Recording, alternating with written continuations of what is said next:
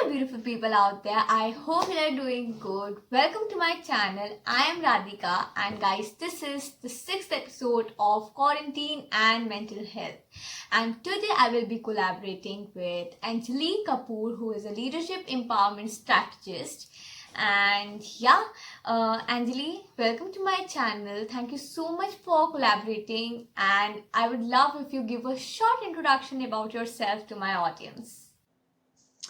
Hi, Radhika, and everyone watching. I am so excited to be here.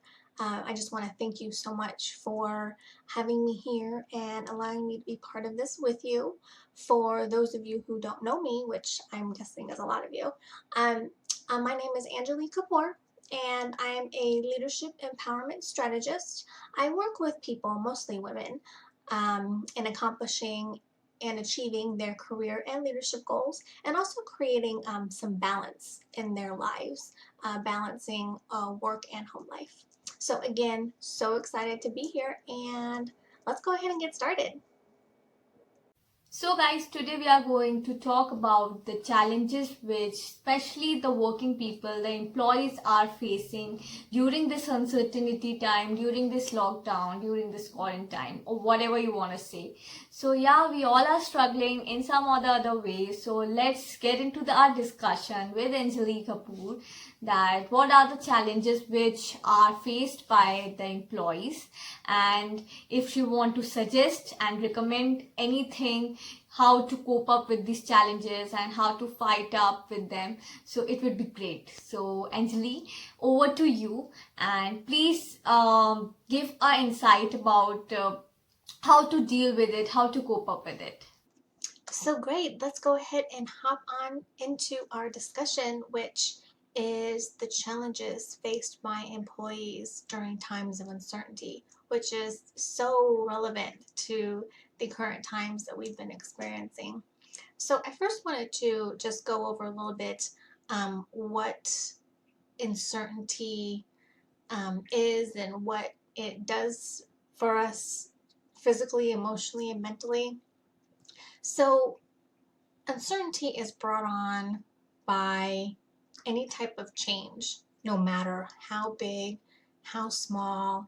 When we're changing the things that we know as routine or normal, that creates a sense of uncertainty because the way that we used to do things, we knew what was going to happen. But when something changes, it creates a sense of uncertainty because we don't know the outcome.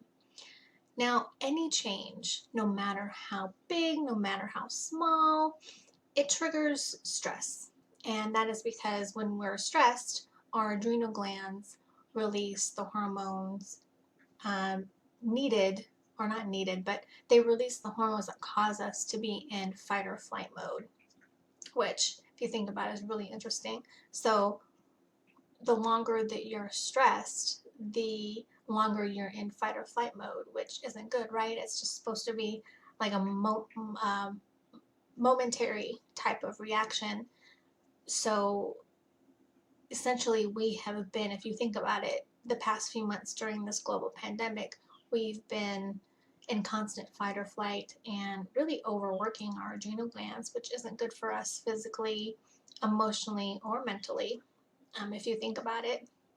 So, stress and uncertainty, it really causes us to use a lot of mental energy that we can be and should be putting into our work and our workplace or things with our family and our home, so that the stress and anxiety that uncertainty creates just causes us to use up mental energy that we really can't afford to use up. We have other areas that we'd like to utilize that energy, right?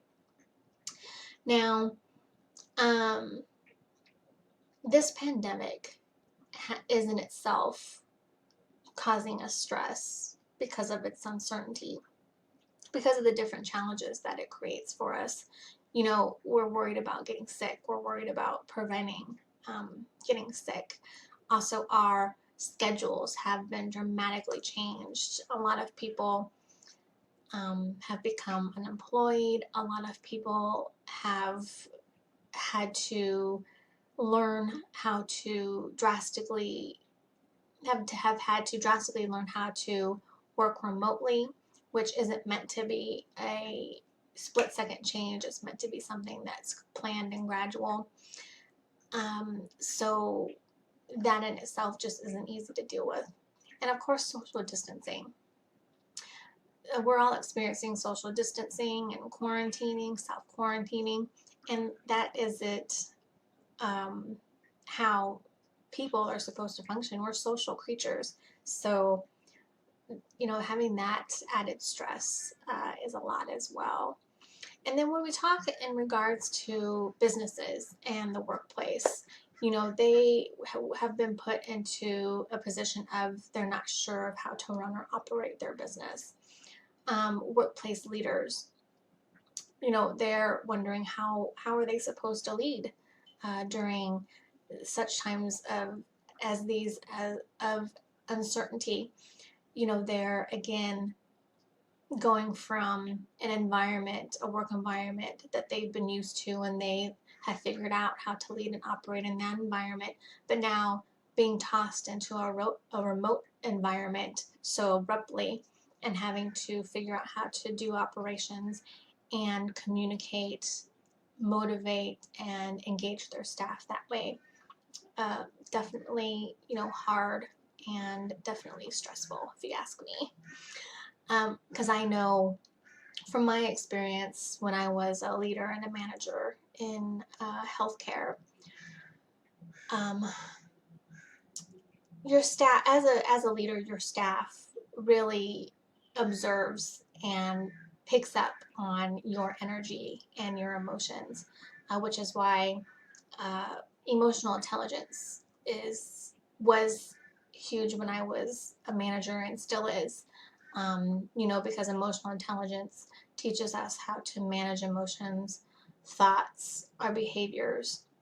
And from a manager and leadership standpoint, you definitely want to be highly emotional intelligent because, again, that influences your staff when you're working with them.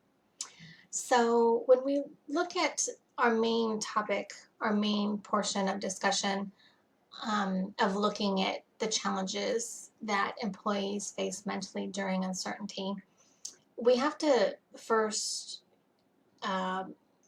realize, and I don't know if that's the right word, realize that businesses' greatest, most valuable assets are, of course, its employees, right? And so, in order for businesses to be successful, in order for them to thrive and grow, businesses need their employees to be at their peak optimal performance. And, again, we're going to look at what that looks like with our ongoing pandemic. But, all of this change that's been happening, typically change which takes place in the workplace, there's typically planning and a prepping period. We call it change management, effective change management.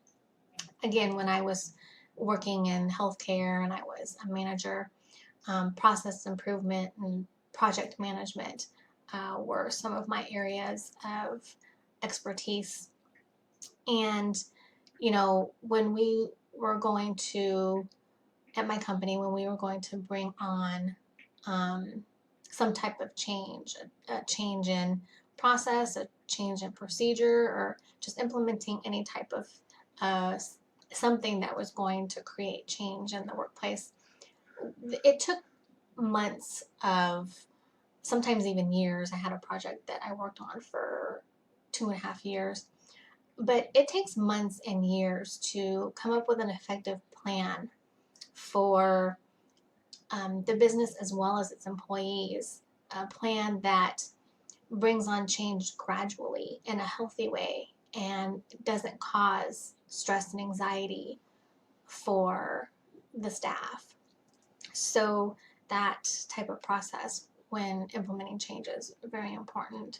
And again, the pandemic didn't allow for that proper change management preparation or process. it just, was sudden and dramatic, and brought on so many different changes in so many different ways. And we're still continuing to see um, changes from the pandemic. Just every day, something new is coming up, which means that, again, we've been in constant fight or flight mode, just overworking our adrenal glands, which again just isn't healthy.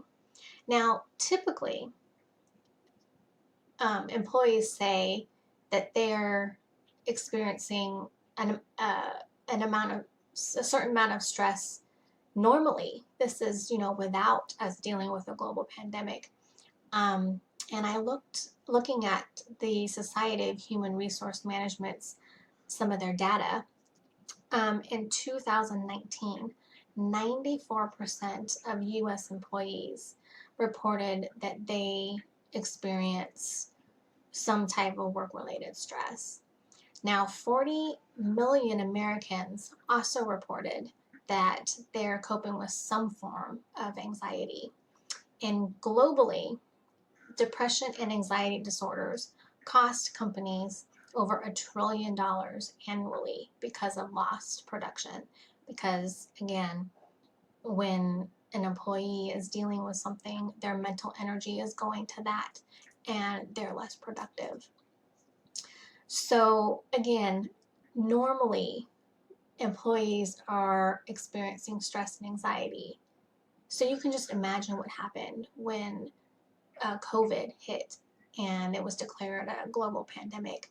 According to SHRM, again, 70% of Americans stated that they're experiencing stress, that the pandemic, the outbreak, is a source of high stress for them. So obviously, COVID is compounding the already high stress levels, especially when we look at industries that were the hardest hit, like travel, tourism, restaurants, bars. So, the employees in those industries were just even harder hit. And Xanax, the prescription for anxiety and panic attacks, has, according to the Clinical Psychiatry News, that their prescriptions, doctors filling out prescriptions for patients for Xanax has dramatically gone up since the World Health Organization declared COVID a global pandemic in mid-February. When that first happened, prescriptions went up 34%, and I'm sure they've been continuing to rise. Also,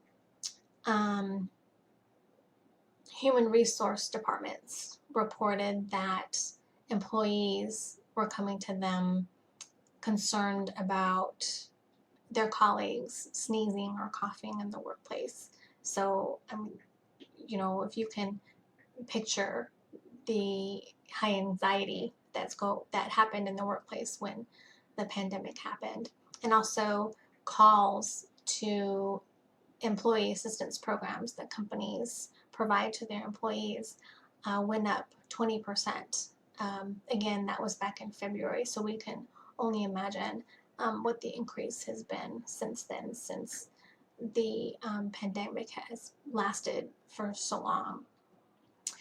Now, some good things are that even prior to the pandemic, but even more so now, companies are really making it a priority. They're really striving to create awareness around mental health, and also encouraging employees to seek and receive help if they need it. Some companies, some examples of some companies that are doing that are, let's see, Deloitte. They actually staff a chief wellness officer who provides resources to improve employee mental, physical, and emotional health, which is great. American Express, who we're all familiar with, they make mental health counselors available every week at their various different company clinics to their employees. Unilever, they have employees who are delegated as mental health first aiders in order to, they're trained in order to guide staff into accessing professional help. Prudential Financial, it's another company who's striving to create mental health awareness. They have company leaders actually share their personal videos, creating that opportunity for employees to feel safe and comfortable getting vulnerable.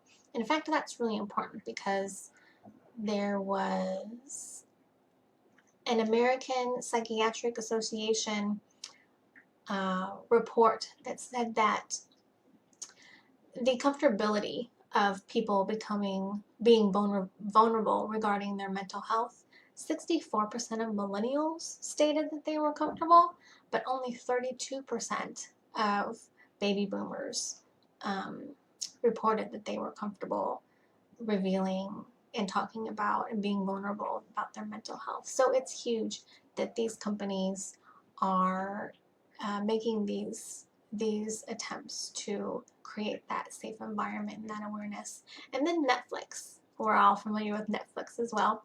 They allow mental health breaks whenever anybody needs them.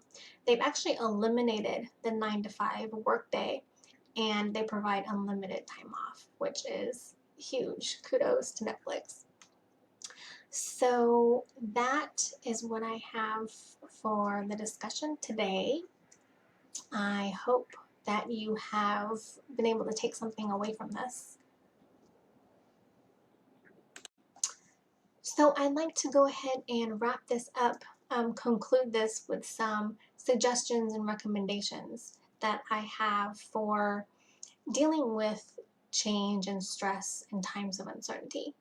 So the first one that I have is control what you can control in order to have the best sense of security and stability possible. And that can look like different things for different people, but that could be keeping your house and your work areas organized, also using journaling or affirmations throughout the day in order to keep you motivated and positive. So those are some ways that you can do that.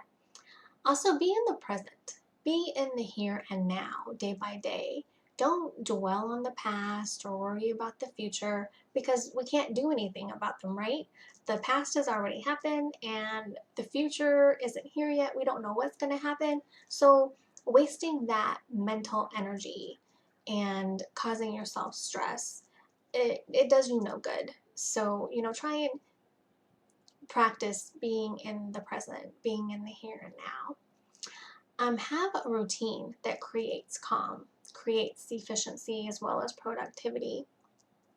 The ways that you can do this are prepping for the day ahead the night before, looking at affirmations as soon as you wake up to create that positivity and sense of motivation and calm, just being calm and collected.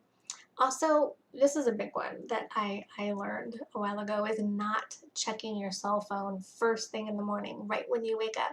I know that a lot of us do that. We've gotten in the habit of the first thing we reach for when our eyes open is our cell phone, and we're going through emails or we're checking out our social media. So that's not a good thing. It actually creates us to be in a reactionary sense of mind that can pretty much last all day. So just getting into the new habit of not picking up your phone first thing as you wake up and going through things that can put you in a reactionary state of mind is a huge suggestion and recommendation. And I know for me, since I've gotten out of that habit, I'm more productive, I'm more efficient, I'm in a calmer state of mind, and again, I'm not reactionary because of just that one little habit. And let's see, also being aware of your triggers and having strategies to get back to calm when you are triggered. And that can be counting to 10, that can be breathing exercises, that can be journaling, that can be going for a walk. So just being aware of what things trigger you, what things create stress, what things put you in a negative mindset or produce, negative emotions for you. Know what those things are and create strategies for getting back to calm when that happens.